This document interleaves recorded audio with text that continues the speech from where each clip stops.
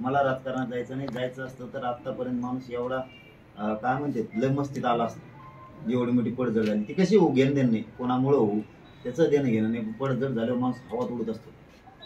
गावात बी एखादा ग्रामपंचायत सदस्य सरपंच झाला ना ते कोणालाच मोजित नाही. त्याचा झाल्यावर कारण निवडून आलेली मस्ती अंगात असते. तसं आता ही पाडापडी झाल्यामुळं मी मस्तीत नाहीये, म्हणून मी आमरण उपोषणाला बसलो की मला राजकारणात नाही जायचं. तुमच्या पाय पडून सांगतोय, मला माझ्या समाजाला नाही जायचं, आरक्षण द्या म्हणून उपोषणाला बसलो. नाही एवढं झालं मला आता काय उपोषण करतो हे ना. विधानसभेसाठी टाक पाडून लोक इतका सरळ आणि सोपा मराठ्यांना पण आणि सरकारला पण संदेश की मला तिकडे जायचं नाही म्हणून मी उपोषणाला उपोषणाला नसतो बसलो ना. फुकट जनता आहे, फुकट उभा राहणारे उमेदवार तो उताळा आलाय. माझ्या शेजारीच शिदीक्षित इथंच कोणी म्हणतं मी आमदार होणार. राजकारण सोडू वाटत नाही.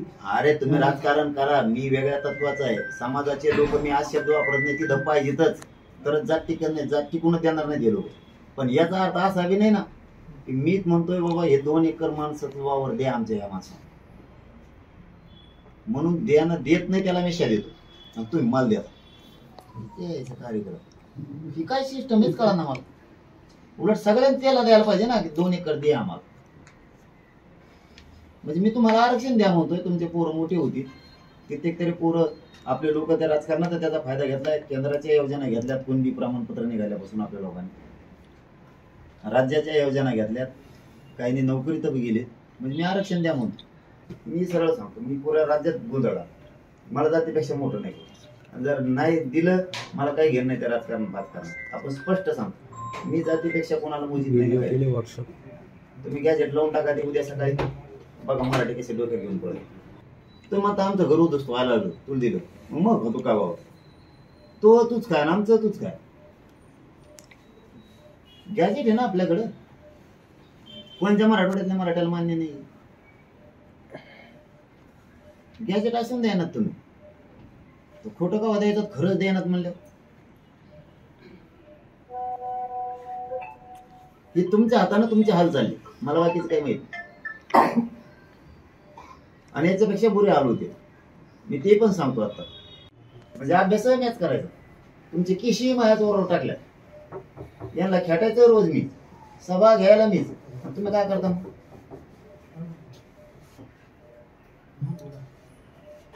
याच्यासाठी मराठीत लोकांना सत्ता देईल तुमच्या हातात.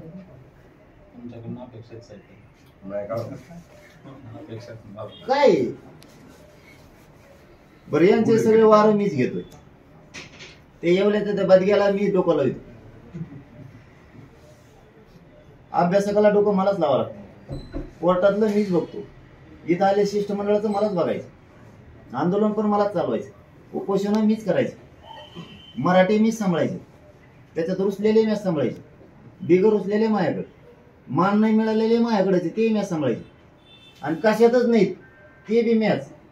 परत सरकारने उचलून द्यायचे महेश फोडून, ते पत्रकार परिषद घेते ते मॅच बघायचे. मला इंद्राला सोयाबीन परिषद जायचं ॲक्च्युली त्या दिवशी आम्ही शिंदे साहेबांना भेटून त्या विषयाचं सगळं समोर शंभूराज देसाई साहेबांना, मी शंभूराजे असतील, राणा पाटील, शिंदे साहेब, अतुल साहेब यांना सगळ्यांनाच मुख्यमंत्री साहेबांनी आम्हाला सूचित केलं तुम्ही जावं. बाकी सगळे आले पण मी सर कारण आम्ही तुमच्यासोबत आहोत, तुमच्या लढ्यात तुमचा मला अभिमान आहे. तुम्ही समाजासाठी जगात काय करता, पण काही गैरसमज माझ्याबद्दल जाणीवपूर्वक केले गेले नाही. ज्यांनी केले गेले जे सळोगेवर पण पत्रकार आहे कोणाला प्लीज आजचं नाही, ते माझं त्यांचं विरोध आजचा नाही, ते 4 वर्षापासून ह्या लढायचा त्या ह्याचा काय संबंध नाही. तरी माझ्याकडे काय मागायला आले होते, मी ते दिलो नाही. त्याच्यामुळे त्यांचा राग तेव्हापासून आहे, ते माझ्यावर परत नाही. दुसरं क्लिअर सांगायचं म्हणजे तो गैरसमज करून बघू आपण की मी कधीही तुमच्या अटकेची मागणी केली नाही, ऑन फ्लोअर आणि ऑफ फ्लोअर नाही. माझं जे भाषण आहे ते रेकॉर्ड असतं. महाराष्ट्रातील सर्व बातम्यांचे विश्वासार्ह व्यासपीठ, सकाळच्या सर्व सोशल मीडिया प्लॅटफॉर्मला लाईक, फॉलो आणि सबस्क्राईब करा.